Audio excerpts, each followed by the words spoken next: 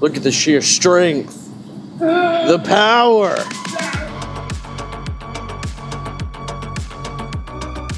Welcome back behind the schemes.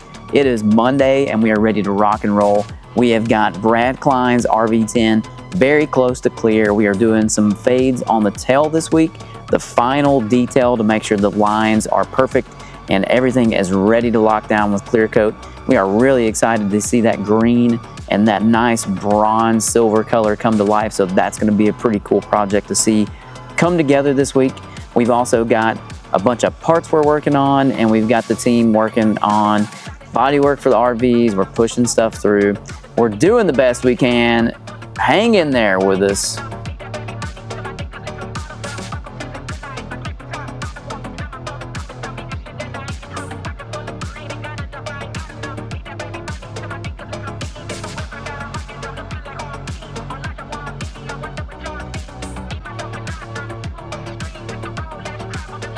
So you know you gotta tell me what you're doing here. Okay, so here's the deal. These floors have about 20 years of paint on them now, and it's gotten to the point where you can literally trip over the chunks that are missing out of the floor. It's like a 1/4 inch of paint on these things. So what I have now is a huge mess, and I'm experimenting on the easiest way to strip these floors. So I've tried chemical stripper, I tried pressure washing. I'm also using this thing. None of them are really working all that well. So maybe a big floor scraper, industrial ride-on floor scraper, media blasting. I don't know, I'm gonna find out. If you got an idea, leave it in the comments below. Yeah. Yeah. You wanna help? Yeah, just come on down.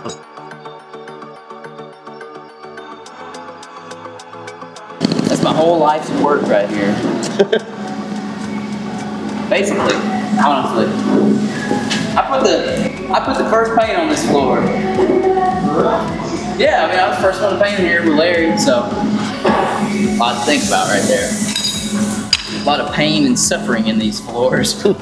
Every layer on this floor was put there painstakingly. That's probably also what the inside of my lungs look like.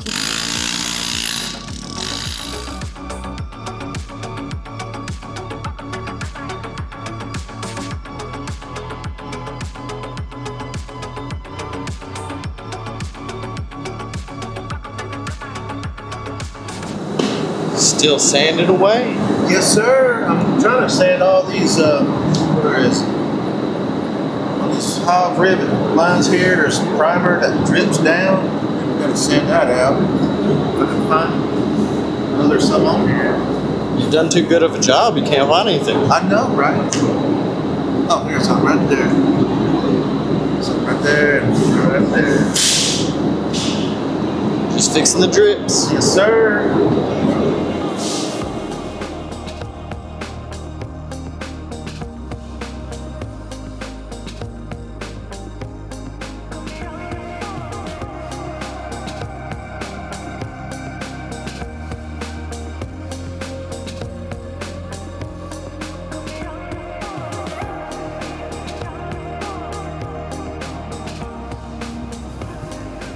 It's a bonding moment.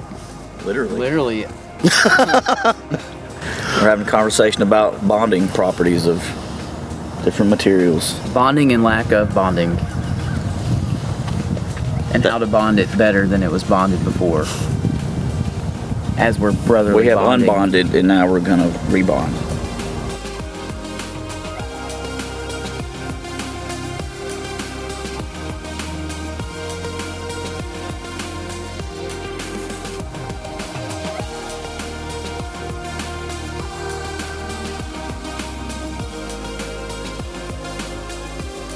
What do you think? The green turn out the way you wanted? Yeah. Green's awesome.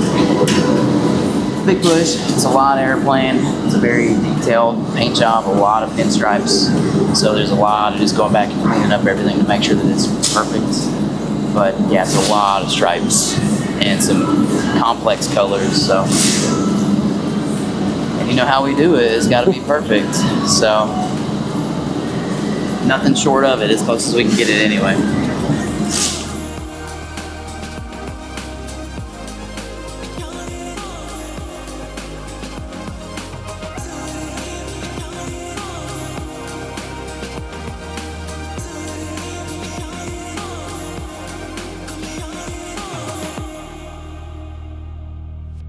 All right, so where we're at now, we've got Brad's RV10, the final throes of the detail work.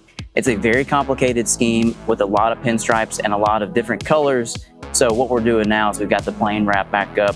We are going back and fixing every little imperfection, every little spot where maybe a little bit of paint blew through the edges of the tape. Really anything that is not absolutely perfect and ready to lock down for clear.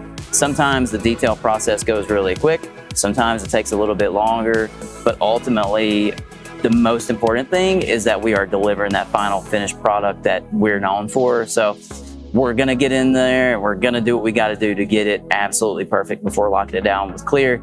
It is just what we do, and we're not gonna stop.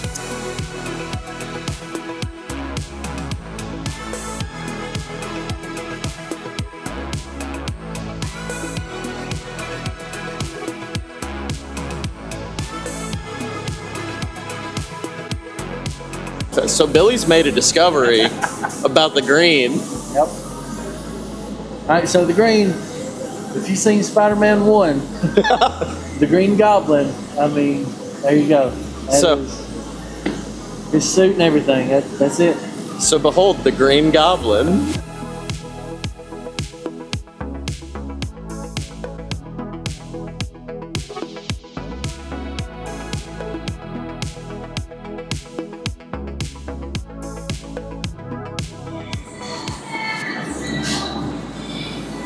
Now, whose choice was the Taylor Swift? That was Billy over here. Yeah.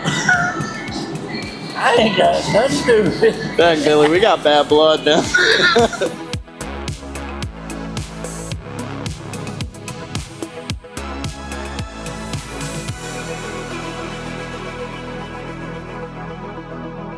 Well, we're walking down the hallway, which can only mean one thing. So I don't know who it's from. I don't know what it is. It looks like some kind of bake. Oh, that looks like cookies. What? There's a few boxes. Oh, it's from Brad Klein. Aw. Yeah. Thank you, Brad. So in one of the boxes, there's a card from Brad. It reads, "Some awesome New York City bakery treats for an awesome crew. Thanks for the fantastic work. My dad would be so happy." Thank you, Brad. This is really sweet. And I hope your dad would be really happy too. I just need evidence that the paint shop guys also do eat the stuff we get and we don't hoard it. That's good. Well, gonna have to bleep that. Thank you, Brad. Yeah, everyone say thank you, Brad. Thank you, Brad.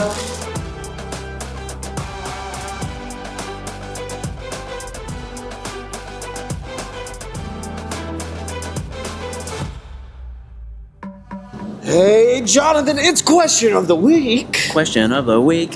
And I can't help but notice there's a beautiful fade on the tail of this plane behind us, which is quite appropriate because somebody wants to know what is the process behind doing fades on an airplane. I want to know that too. Well, if only we had someone here who actually did that fade.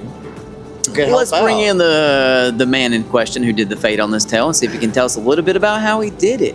Pretty much it's all about how you make your color, technique, and the big thing is trigger control. You don't want to overshoot your color for the purpose of you want it to actually have that fade effect to it. With this being a single color fade with the rudder on, the rudder's actually going to be darker and then it just kind of like fades out into that lighter silver as well. But yeah, that's pretty much all I can tell you. It's just technique, practice. Back to you, Johnny. How did he do? Good work, Justin. Did he cover all the bases? I mean, you He would basically know. said just do it, as good as do it. He said, how do you get to Carnegie Hall? Practice. Practice makes perfect. Okay, so fading and blending is gonna start with the colors. That's number one. So the first thing you gotta do is have the right color to do a blend with. You gotta make sure that the colors are actually gonna work with each other. So some colors and toners, when you blend them on top of each other, will turn muddy or it'll be kind of an uglier color. So what you wanna make sure is that the toners that you're fading are going to work together nicely. So this particular fade, we've got the kind of medium silver, has got a darker fade across the top of it, and then the green is a little lighter, and it's got a little bit of a darker fade on the top of that. So essentially what we've done on this is we laid our graphic out to where you've got basically the graphic across the whole stabilizer. And then what we're gonna do is, with the rudder in place, start to apply paint on the back of that rudder and just dust in a little bit of paint. You have to make sure that you don't feather it out too much or overwork the fade. If you overwork it, it's a little tougher to come back from. So you wanna be careful that you just put a little color on there and start to kind of walk it in there as it starts to look right. A little bit of paint goes a long way on these fades, especially when you're trying to make them like light and fade out to nothing. So honestly, technique, like Justin said, trigger control on the gun, being able to kind of feather and blend paint. But essentially, it's just like being in an automotive shop and blending in a fender or blending in a bedside or something like that. But you're just doing it with two different colors. Excellent, and that was the question of the week. Huzzah!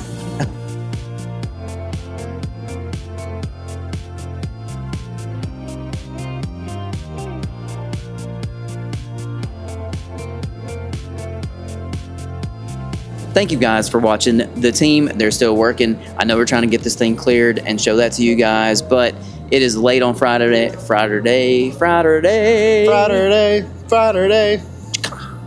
Anyways, we are going to continue to work on this airplane, maybe some through the weekend to get clear on this thing. Like I have continued to focus on, we have got to make sure it's perfect, and we're not going to cut any corners, even when we're up against the wall. We're just going to keep on pushing through to make sure this thing's perfect. But thank you guys for watching. If you're still here, we appreciate you. We love you.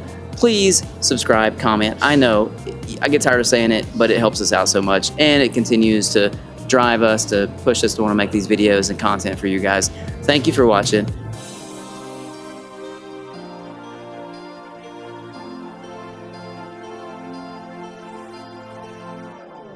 Here, in the video, Billy. Peace. Yeah.